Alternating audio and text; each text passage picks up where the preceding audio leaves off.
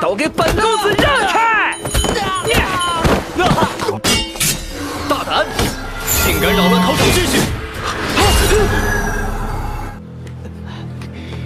好你个石匠，还敢出现在本公子面前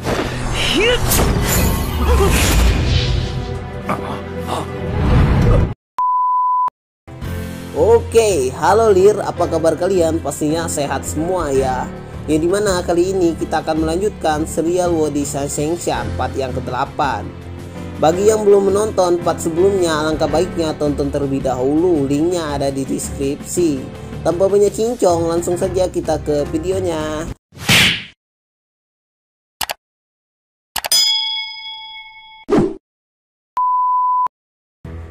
Di awal video terlihat si Jiang dan kawan-kawannya sedang merayakan kesuksesan mereka dalam menjual udang kemarin dan bisa mendapatkan banyak jiwa kehidupan.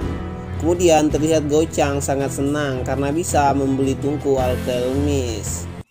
哎呀，老高，别抱了，以后我给你买更好的，快过来吃饭啊！ Lalu si Jiang pun bertanya kepada Xingxi kenapa dia murung dan tidak membeli barang satu pun. Kemudian datang Shu'er ke tempat mereka menggunakan pakaian yang berbeda dari sebelumnya. Bukannya mendapat pujian dari mereka, tapi malah ditertawakan yang membuat Shu'er marah. 抱歉，久等了。月儿，月儿，你这衣服的 logo 真够显眼的，这衣服谁设计的？我得给他点个赞。太有趣了，好好的女儿家一群，非得要。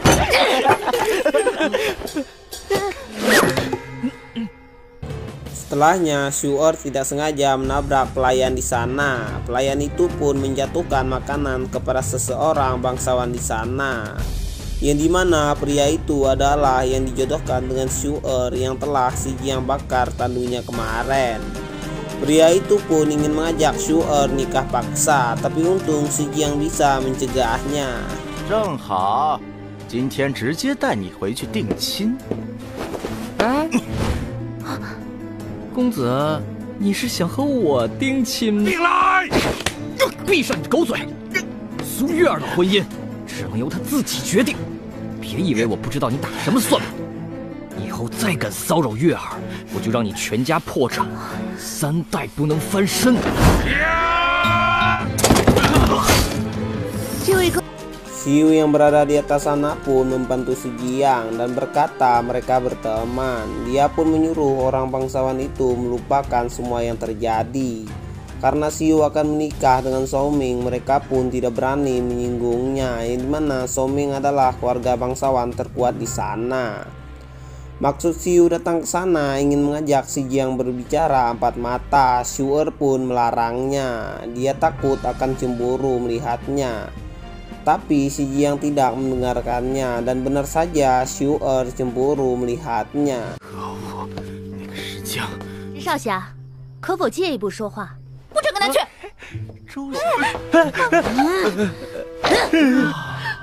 恶！平时练功晒太多太阳了。 Yang dimana Xiu kagum kepada si Jiang karena kurang dari 1 bulan bisa menghidupkan kembali lembah abadi dan bisa berteman baik dengan Shu'er. Juga membantunya membatalkan pernikahannya juga. Karena sudah larut malam, pengawal pun mengajak Xiu pulang. Karena apabila Xiaoming mengetahui mereka menyelinap keluar, Xiaoming akan hukumnya.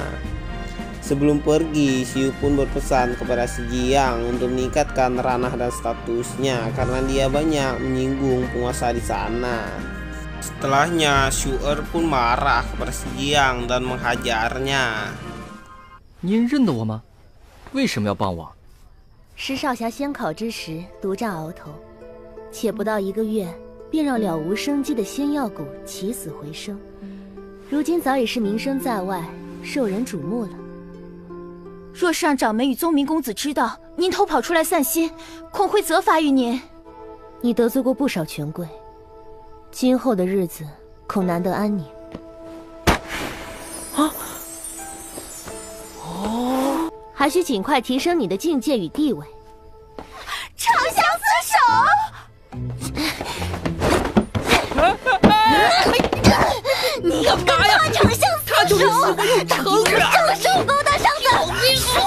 Lalu Shin pun berpindah pada Gochang dan Xingxi, yang dimana Xingxi meminta bantu Gochang masuk ke dalam lembah abadi untuk mencari cacing roh. Karena yang diperbolehkan masuk ke sana hanya murid sekte saja, Gochang pun memberi Xingxi pil transformasinya. 谷内有各类野生的灵虫，在下想去捉一些来驯化。宗门规定，非本宗弟子不得进入仙药谷。你身炼制的最后一枚变身丹，你服下它，变成本门弟子的模样。 Sementara di tempat gurunya, si Jiang minta bantunya masukkan jiwa kehidupan ke dalam tubuhnya agar dirinya bisa kelihatan lebih muda lagi. Tapi gurunya mengambil jiwa kehidupan yang si Jiang berikan karena si Jiang belum memadatkan rohnya. Apabila dia masukkan jiwa kehidupannya sekarang, maka tubuh si Jiang akan memakan jiwa kehidupan secara cuma-cuma nih guys. Dikarenakan si Jiang terus memaksanya, gurunya pun memasukkannya, tapi hasilnya pun tidak ada. Karena si Jiang belum memahami pemadatan roh, gurunya pun menjelaskannya dengan ilustrasi. 所谓助灵，是通过灵气的吸纳，将体内虚灵与肉身融合，改造出修道的体质。此乃踏入修炼天道的第一步。助灵后，不但能使用灵力驱动各类攻防法器，还可修炼威能强大的功法。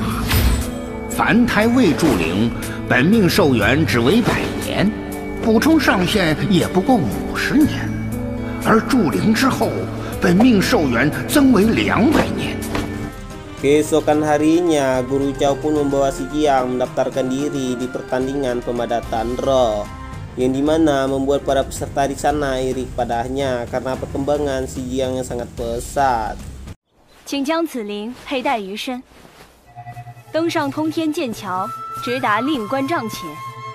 答对令官问题。 Si Jiang pun sangat kaget karena pada saat mereka menaiki tangga pedang itu disuruh membawa lonceng.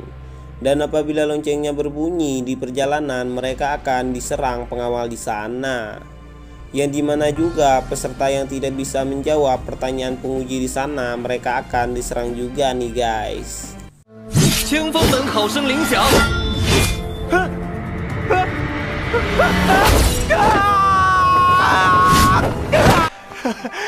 我的铃没响，没响，请回答问题。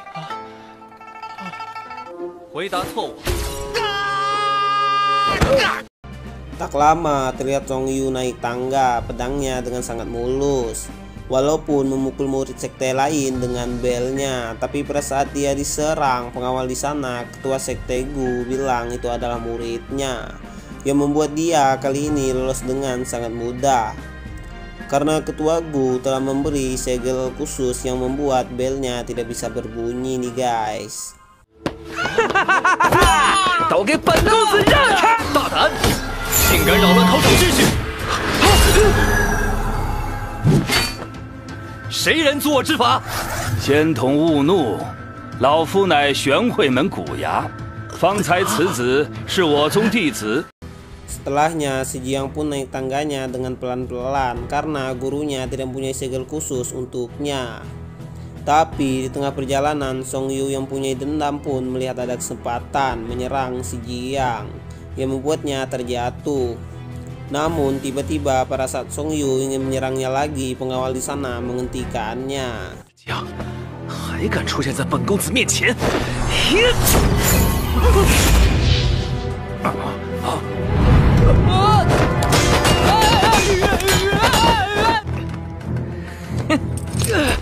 左宗宇，你到底有完没完？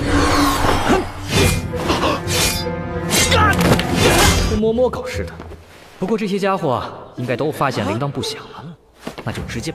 Pada saat si Jiang sampai ke atas, dia menjelaskan bahwa belnya diisi dengan rumput agar tidak berbunyi. Song Yu pun bilang itu curang, tapi pengawal di sana meloloskannya, lalu bertanya apakah Tuan Gongling jahat atau baik. Karena melihat banyak yang salah menjawab, dia pun menjawab terbalik dengan pandangan orang di sana dengan menilai dari positifnya. Pada saat jawabannya benar, si Jiang pun heran saat masuk ke dalam tendanya. 受到攻击铃铛都没响，肯定是作弊。喂，你是不是傻？他们要求只是铃铛不能响，又没说限制方法。用些泥土啊、草之类的塞满铃铛，它会响才怪。可恶！那么，请回答问题。你认为？话说那广陵君实乃仙界一大传奇人物，他不但足智多谋、知识渊博，为人还十分和善、彬彬有礼，既有气吞山河之魄力，又能善解人意。Yang dimana penguji di sana yang bernama Ling Yun menangis bahagia mendengar si Jiang memuji Dewa Gongling karena si Jiang telah memuji gurunya. Yang dimana Ling Yun murid dari Dewa Gongling nih guys. Karena si Jiang telah memuji gurunya, Ling Yun pun meminta si Jiang menjadi temannya. Sebagai hadiahnya, dia pun memberikan 50 tahun jiwa kehidupan kepada si Jiang. Karena tubuh si Jiang belum bisa menyerap jiwa kehidupannya, semua itu pun terbuang sia-sia. Sebagai gantinya, Ling Yun pun memberikan binatang kristal agar si Jiang nantinya bisa meminta bantuan kepada Ling Yun dengan binatang kristal itu guys. 你呢？再夸一次凌云的师尊吗？